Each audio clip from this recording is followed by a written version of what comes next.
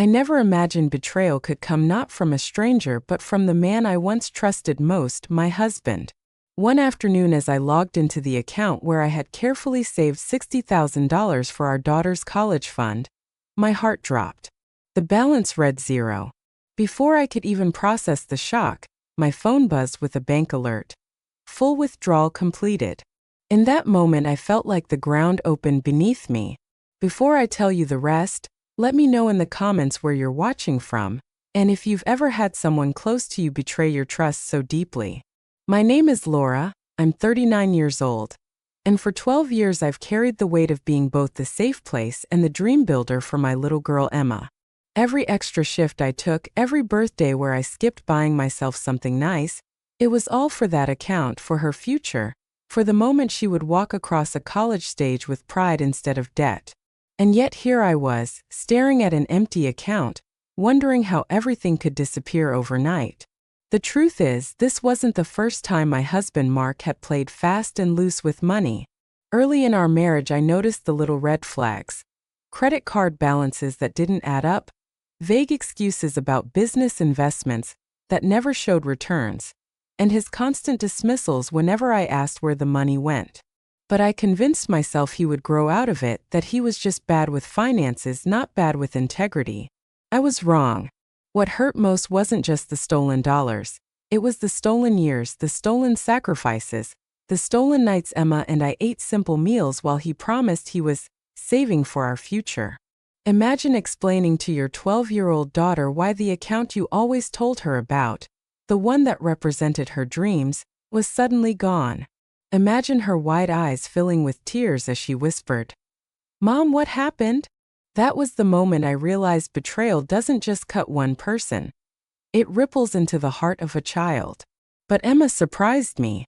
She wasn't only hurt, she was sharper than I ever gave her credit for.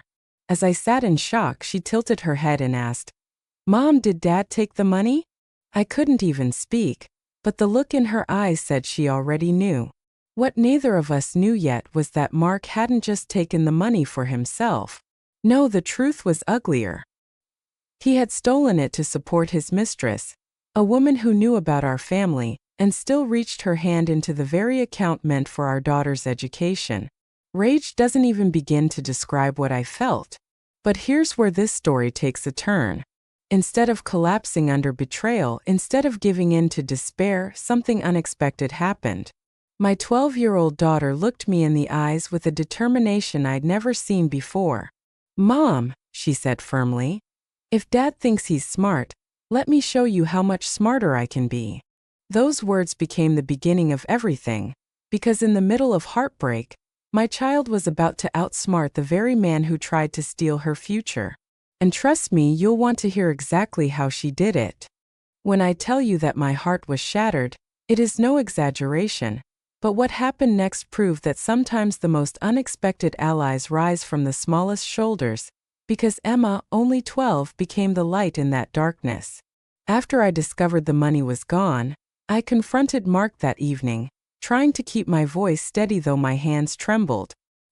He walked into the kitchen carrying his usual smug grin, and when I asked him about the withdrawal, he didn't flinch, didn't even pretend to be surprised. Instead, he leaned against the counter and said, "I moved it for us for a better investment you wouldn't understand." My chest burned, my mouth went dry, and I whispered, "That was Emma's future." His reply, cold and dismissive, was, "Don't be so dramatic, she's 12, she doesn't need it yet." That was the breaking point, because it was clear he didn't see Emma's dreams, he didn't see my sacrifice, he only saw his own selfish desires. Later that night, while I sat at the dining table staring at the empty ledger of that college fund, Emma padded softly into the room in her pajamas, clutching her little laptop to her chest. "Mom," she said in a whisper, "I know Dad's password."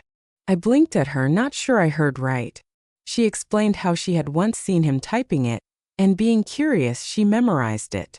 She had kept it like a secret treasure, never using it until now, but she looked at me with determination. "If he thinks he's smart, let's outsmart him." I hesitated, torn between protecting her innocence and acknowledging that perhaps this child had already lost more innocence than she should have. Together we opened his laptop, Emma's small fingers moving with confidence across the keyboard. Within moments, emails, bank statements, and messages lay exposed before us, the mask of Mark's lies peeling away with every click. There it was in plain sight: transfers to another account under a woman's name, hotel reservations, jewelry purchases. My stomach twisted as I read his words to her. "Don't worry, babe, I've got Emma's college money, we're set."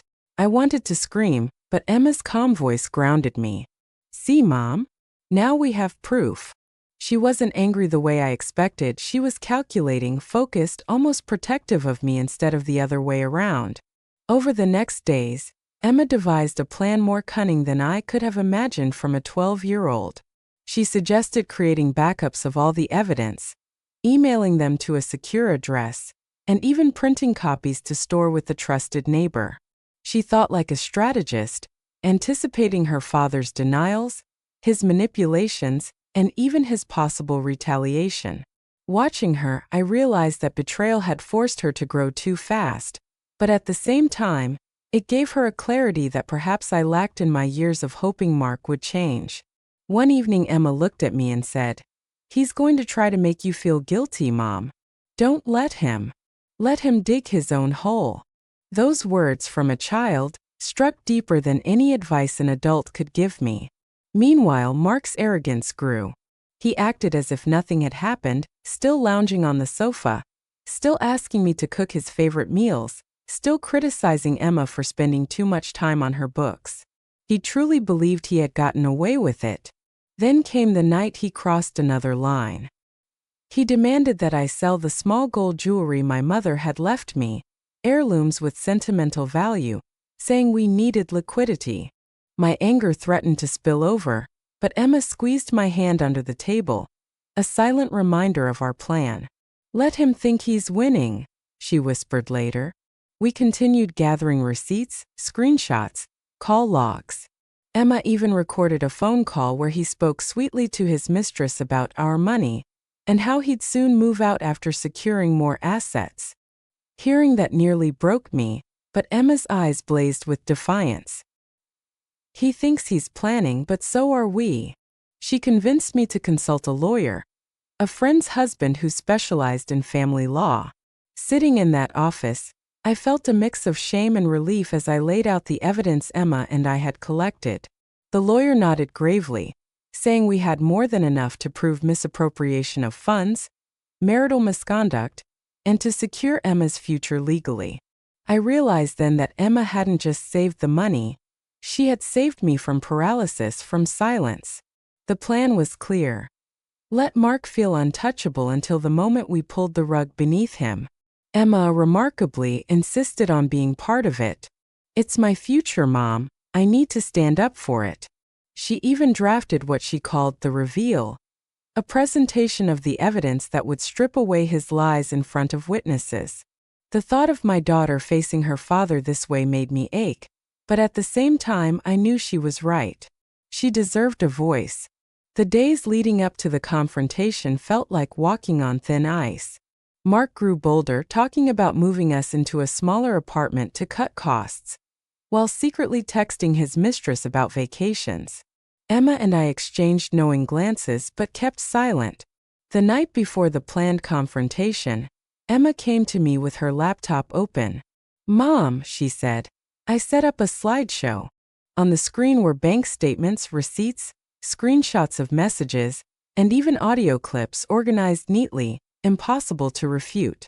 My eyes filled with tears as I hugged her. "You're just 12, I whispered. "But you're braver than most adults I know." She smiled and replied, "Dad underestimated me. That's his mistake." When the day came, I invited Mark's sister and my own brother over for dinner, pretending it was a casual family evening. Mark arrived home smug as ever, unaware.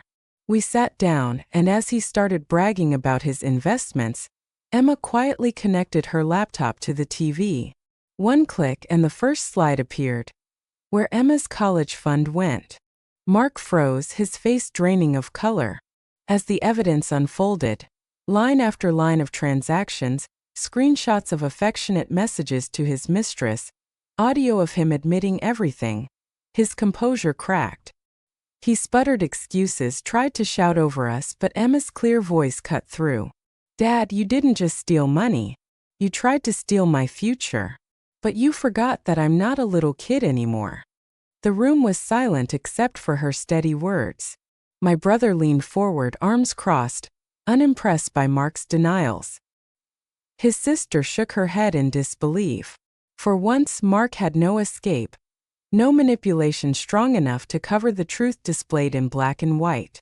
And then came the final blow, the twist none of us expected at that moment. As Mark scrambled for his phone, a message popped up on the TV screen, his mistress texting, "Are you bringing the rest of Emma's fun tonight?" The timing was impeccable, almost poetic, as if fate itself wanted him exposed. Gasps filled the room. Emma looked at him and said softly, "You always told me to do my homework, Dad." "Well, I did. And you failed the test." That was the instant the illusion shattered completely, and there was no going back. The silence that followed Emma's words was heavier than any storm I had ever felt inside our home, a silence so sharp it seemed to slice through the last fibers holding our family together.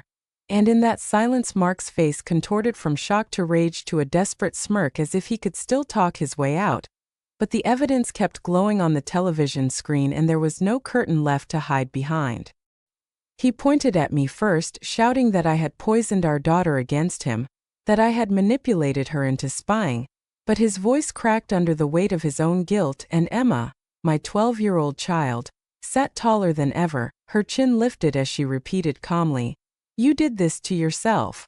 My brother stood then, the protective uncle who had always adored Emma, and he told Mark flatly that if he tried to twist this any further, he'd be the one leaving in disgrace, and Mark's sister, who until that night had defended him through every excuse, finally whispered, "I can't believe you would do this to your own daughter."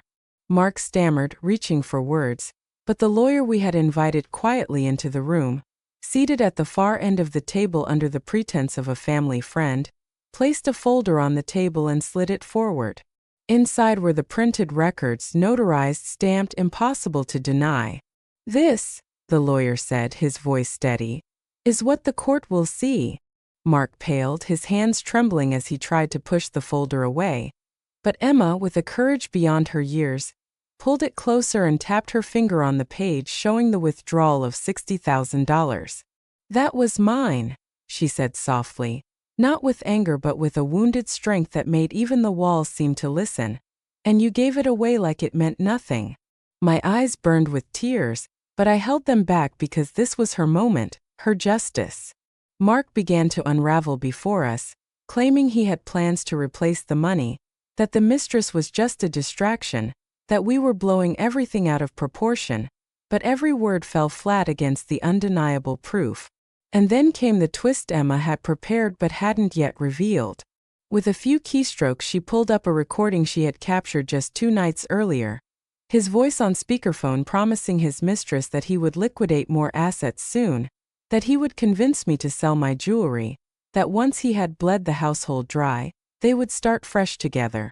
The audio filled the room, his words like knives cutting through the last strands of doubt anyone might have harbored. His sister covered her mouth, horrified, my brother swore under his breath, and the lawyer simply nodded as if confirming that we had crossed the threshold from suspicion to certainty. Mark's eyes darted wildly, sweat beading on his forehead, his usual arrogance replaced by panic.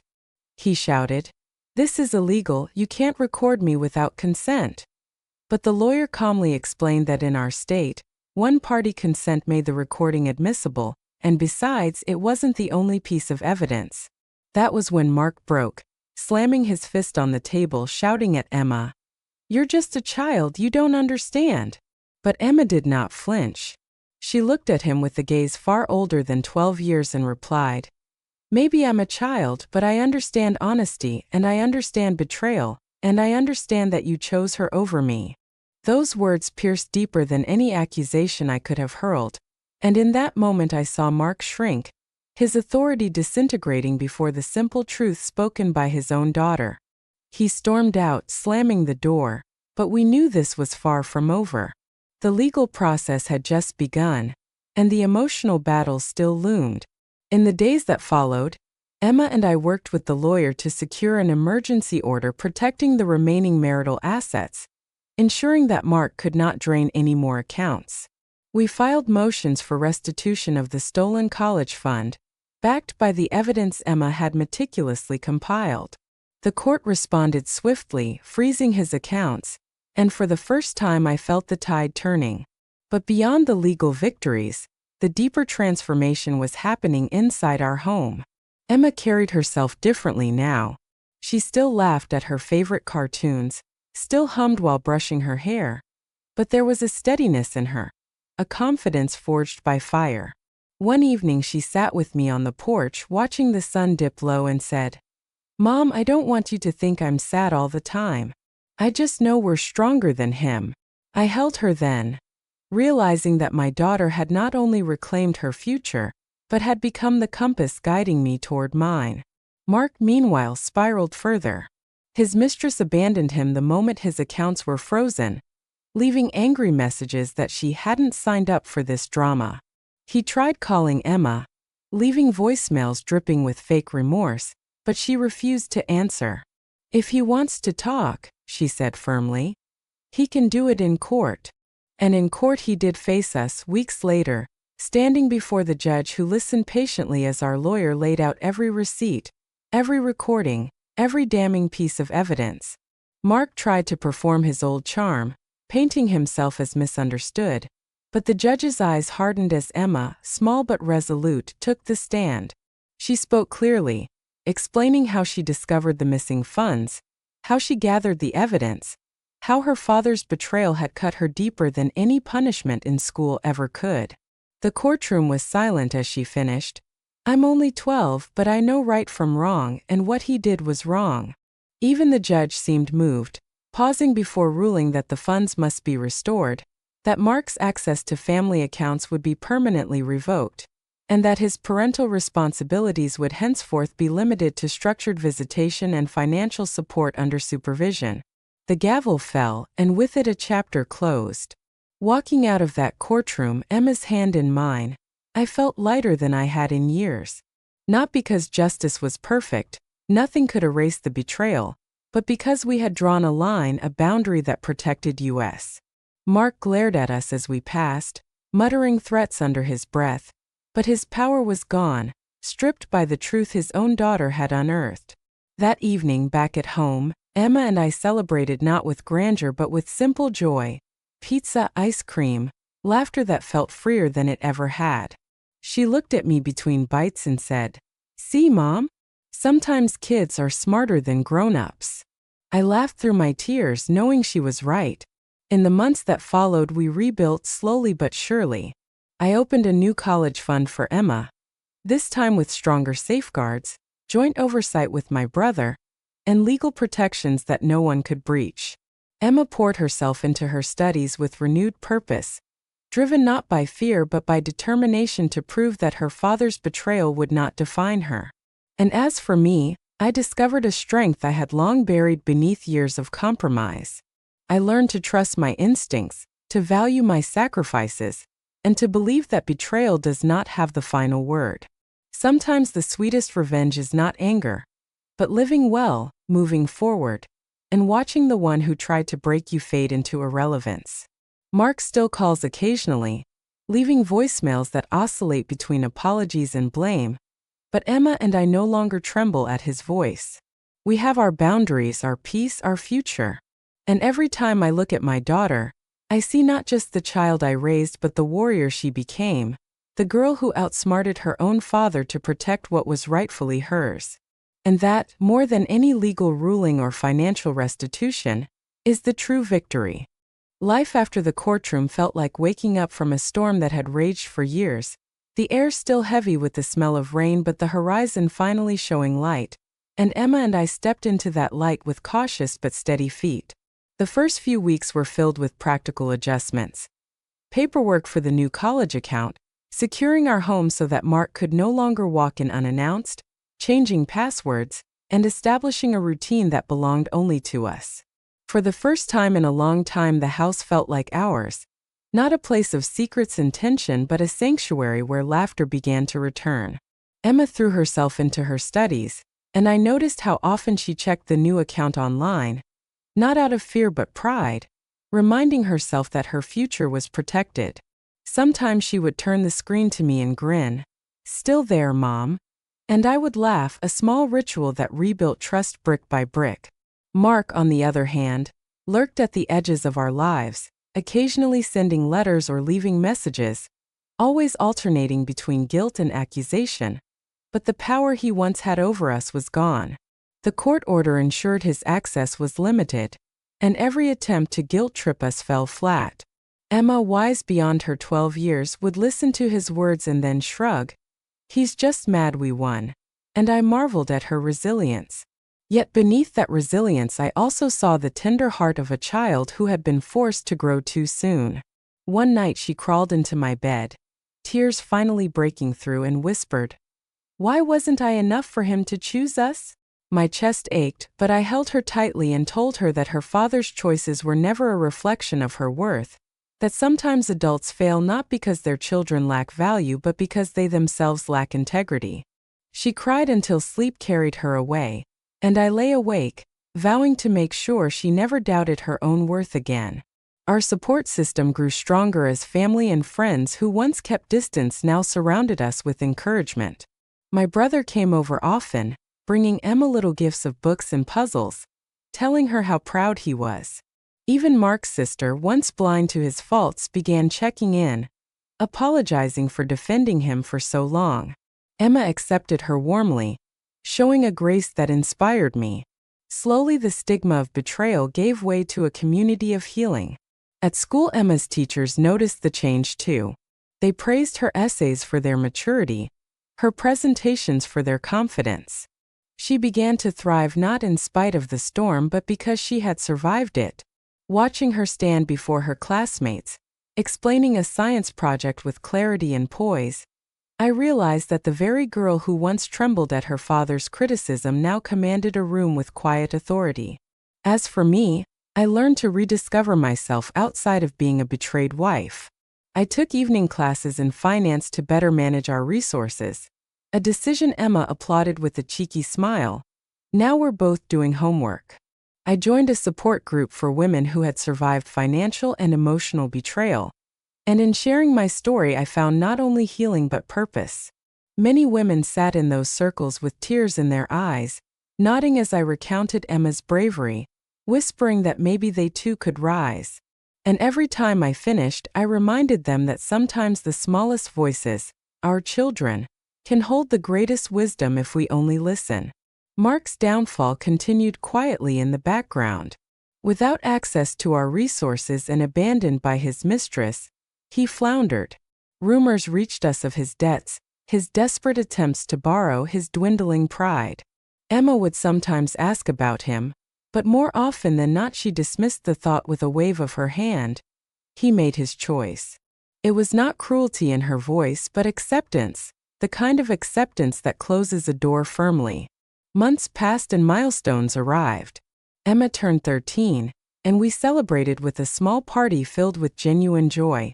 The kind of joy that once felt impossible. She opened her gifts surrounded by friends who cheered for her, and later that night she looked at me and said, "This year feels different. I feel safe." Those words were worth more than any riches. Our revenge was never about destroying him. It was about reclaiming peace, and in that sense we had succeeded. Still, I won't pretend it was easy. There were nights I sat alone, staring at the ceiling, questioning how I had ignored the red flags for so long, how I had allowed betrayal to fester in my home. But each time those doubts crept in, I remembered Emma's face the night she stood against her father, steady and unafraid. And I told myself that the past was not a chain but a lesson. The greatest revenge is not bitterness but growth. And growth was what we chose every single day. Emma and I began new traditions: Saturday morning pancakes, evening walks where we shared our dreams, Sunday nights curled up watching movies. They may seem small, but to us they were declarations of victory, reminders that love and stability had returned. Sometimes Emma would joke, "We're a team, Mom, and teams always win." And I would smile, grateful beyond words for her spirit. The story of betrayal became the story of survival, and the story of survival became the story of empowerment. People asked if I would ever forgive Mark, and the truth is forgiveness is not for him, it is for us. I forgive to free myself from the chains of anger, but I do not forget, and I do not allow him back into the sacred space we built. He remains outside the boundary as it should be. Emma's college fund grew steadily again, fortified by the lessons we had learned, and each dollar represented not just a future degree but a testament to resilience. When Emma spoke of her dreams, becoming a lawyer, maybe even a judge, I saw the spark that had carried her through the darkest nights. Perhaps one day she will stand in courtrooms not as a child fighting for her own justice, but as a woman delivering justice for others. And when that day comes, I will remember the night she first stood up in our living room, evidence glowing on the screen, her small voice shaking the foundation of lies. That memory is the legacy of our revenge. Not destruction but transformation. And so our life continues, quieter, stronger, freer. If you are listening to this and wondering if you too can rise from betrayal, let our story be your answer. Yes, you can. You can stand, you can rebuild, you can outsmart those who seek to steal from you. And sometimes the wisdom that guides you will come from the very children you thought needed protecting. They may end up protecting you. That is what Emma did for me. And now I ask you, have you ever had a moment when someone underestimated you, only to find that you were far stronger than they imagined? Share it in the comments because your story might be the encouragement someone else needs tonight. And if you want to hear more stories of betrayal turned into strength, don't forget to subscribe, because this journey of epic revenge is far from over. As time stretched forward and the months turned into a year after that fateful confrontation, Emma and I settled into a rhythm that no longer felt like survival but truly felt like living. And with each passing day I noticed more clearly how deeply she had transformed from the ordeal, carrying scars but also wearing them as badges of wisdom far beyond her 12 years. And now at 13 she seemed to stand at the threshold of young adulthood with a resilience I could only marvel at. She excelled at school not only in academics but in leadership, often being the one to mediate conflicts between classmates, her voice calm and steady as if she had learned from the battlefield of our own home that strength was not about shouting the loudest but about standing firm in truth. Teachers praised her maturity, counselors said she had a natural sense for justice, and when she told me she wanted to join the debate club I smiled, knowing she would flourish in any arena where words could be wielded as weapons of clarity. But beyond her achievements, I noticed the quiet ways betrayal had changed her view of relationships. She was cautious with trust, slow to let others in, but when she did, her loyalty was fierce, her love unwavering. One evening after practice she told me, "Mom, when people lie they think they're clever, but the truth always finds them. I'll never let lies live in my life." Hearing that, I realized she had carved a compass inside herself, one that pointed unfailingly toward integrity. Meanwhile, I worked on myself too, untangling the knots of self-blame that betrayal had left. In therapy sessions, I admitted the shame I carried for not seeing sooner, for letting Mark control our finances for so long, for allowing his voice to silence mine. But each time the therapist reminded me, "You did what you thought was best at the time, and now you're doing better," I learned to release the guilt. Emma often became my mirror, reminding me with her steady presence that we had both survived, and that survival itself was a triumph. Our revenge story had become less about Mark's downfall and more about our uprising. And yet, Mark lingered at the edges, as men like him often do. Court orders limited his contact, but occasionally he sent carefully crafted messages pleading for forgiveness, claiming he had changed. Emma read one of them over my shoulder once and scoffed, "He only misses the control, not us," and her clarity steadied me. We ignored his attempts, keeping our boundaries strong. Still, his shadow served as a reminder of the line we had drawn, a line that could never again be crossed. Financially, we became more secure. I advanced at work, gained confidence in managing investments, and even started teaching Emma the basics of budgeting. She loved it, treating numbers like puzzle pieces, smiling when the columns balanced. "It's like building armor," she said once. "Money is protection if you know how to guard it." Together we crafted not only a safer present, but a hopeful future. Emma's dreams expanded. She spoke of college, of studying law, of maybe even advocating for children who had been betrayed by parents like hers. Each time she spoke, I felt pride swell, knowing that her pain was becoming her purpose. Our community admired her too. Friends and relatives often asked how she had the courage to outsmart her father, and she answered simply, "I just did what needed to be done." But I knew it was more than that. It was the fire of truth burning too brightly to be hidden. At night, when the world was quiet, we often talked about the past. Emma asked hard questions: why I had stayed with Mark for so long, why I trusted him with money, why adults sometimes hurt the very people they should protect. I answered honestly, admitting my mistakes, explaining that love can blind, that hope can bind, but that eventually courage must break through. She listened carefully, not to judge but to understand, and I realized we were not just mother and daughter but partners in growth, each teaching the other. Slowly the wounds turned into lessons, the lessons into strength. Mark faded further into irrelevance. We heard of his struggles, lost jobs, failed relationships, mounting debts, but his chaos no longer touched us.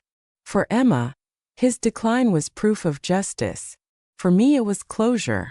We had reclaimed what was ours, not just financially but emotionally. The college fund continued to grow, guarded like treasure, and every deposit felt like another stone laid on the path to her future. She would sometimes open the account and joke, "Look, Dad can't touch this fortress." And we laughed together, turning pain into humor, reclaiming joy.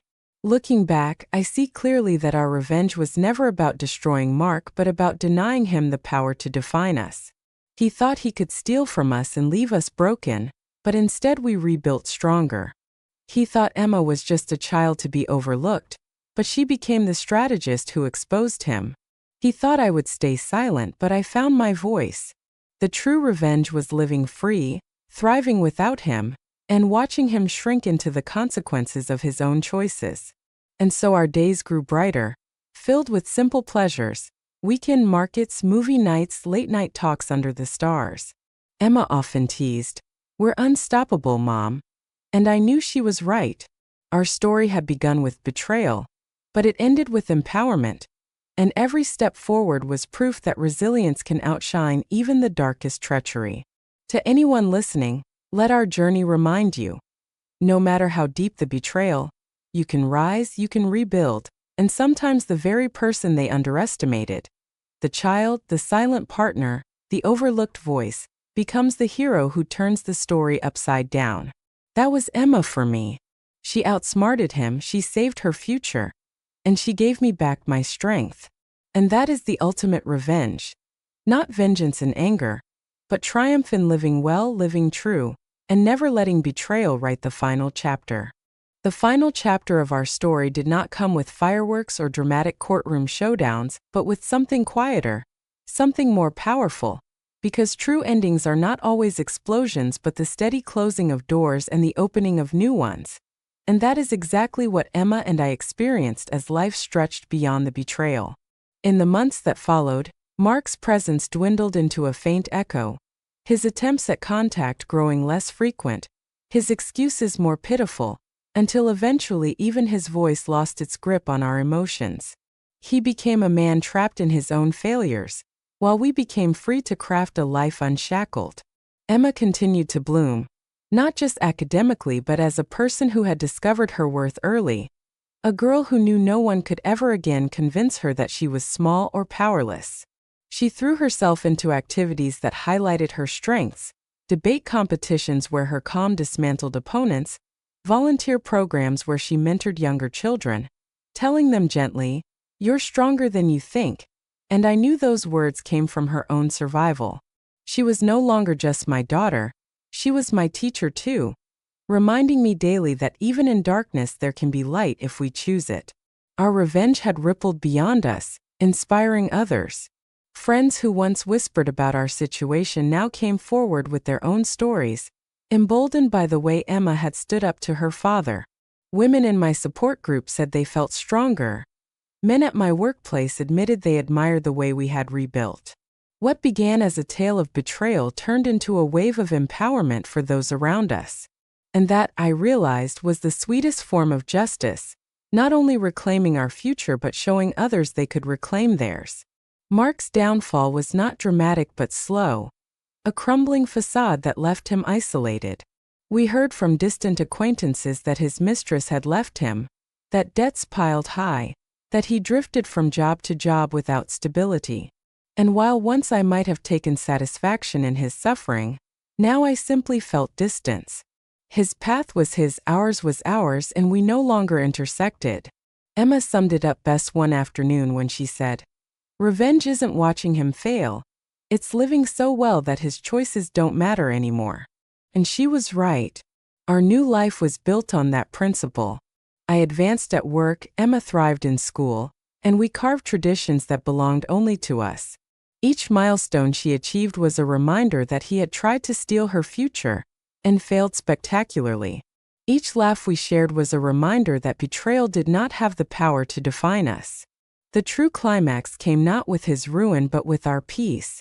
One evening Emma asked me if I ever regretted the past, if I ever wished I had chosen differently so she could have avoided the pain. I thought for a long moment before answering. "I regret that you were hurt," I told her. "But I don't regret that you found your strength, because that strength will carry you through everything ahead." She smiled and leaned against me, whispering, "Then maybe that's what it was for, Mom. Maybe it had to happen so we could become who we are now." In her words I heard the wisdom of someone far older than 13, and I realized that while betrayal had cut us deeply, it had also carved space for resilience, for courage, for a new story written on our terms. That is the message I want to leave with you, the listener.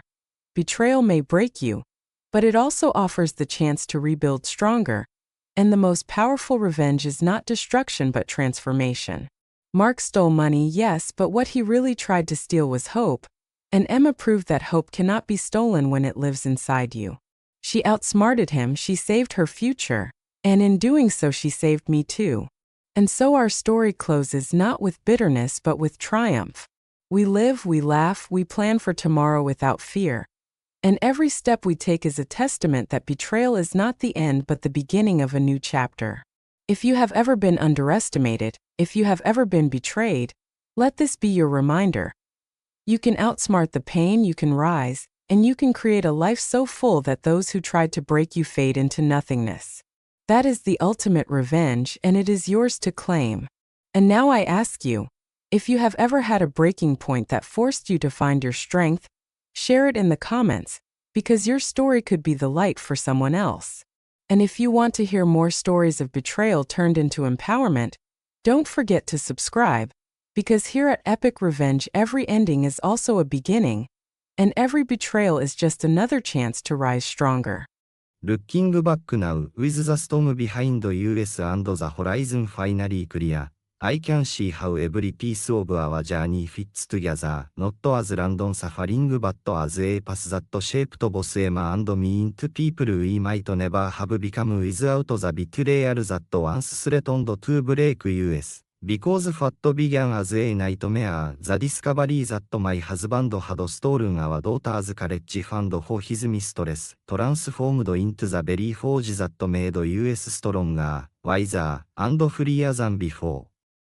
Emma, WHO was only 12 when this began, is now a young teenager with a sense of clarity most adults never achieve, and when I watch her speak in her debate club or stand up for a friend being treated unfairly at school, I see in her eyes the same fire that burned the night she outsmarted her own father. That fire is not bitterness, it is justice. It is self-worth. It is the certainty that no one can ever again make her feel small. And for me, her mother, the journey has been one of healing too. For in helping her reclaim her future I reclaimed my own, discovering that I was never as powerless as Mark made me believe. The memories of his betrayal still sting, the empty bank account, the smack excuses, the cruel words, but those memories no longer have the power to define me. They are scars, yes, but scars that remind me of survival, and survival that turned into growth. Together Emma and I built new rituals and new dreams. We still check her college account from time to time, smiling at the balance that grows steadily, but more importantly we talk about her ambitions, her desire to study law, her hope of becoming a voice for children WHO are silenced.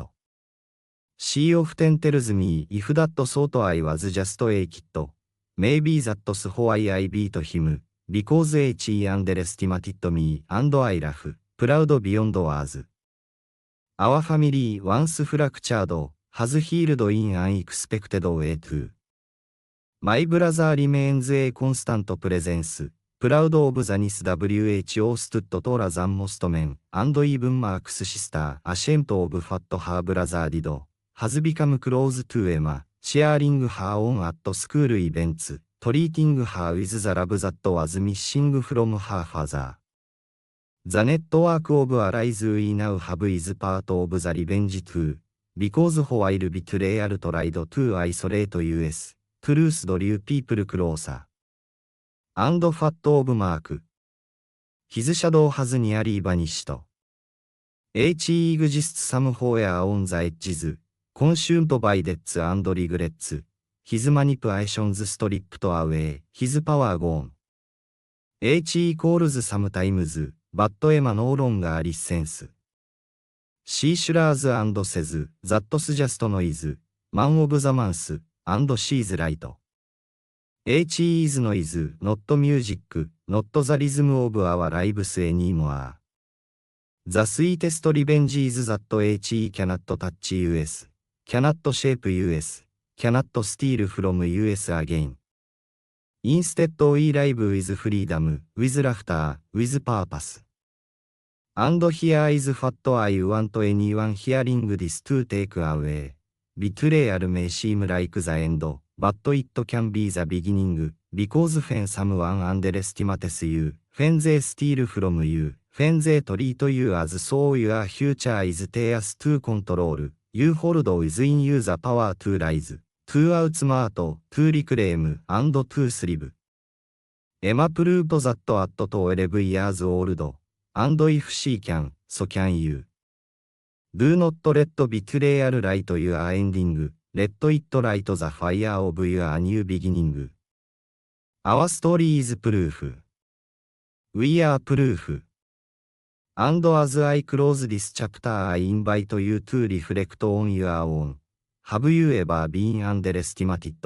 Have you ever faced a moment that forced you to discover your strengths? Share it in the comments below, because your story could be the encouragement someone else needs right now. And if our journey touched you, if you believe in turning pain into power, don't forget to subscribe, because here at Epic Revenge every story is more than just betrayal, it is survival, it is empowerment, it is the final proof that living well, thriving despite it all, is the most satisfying revenge of all.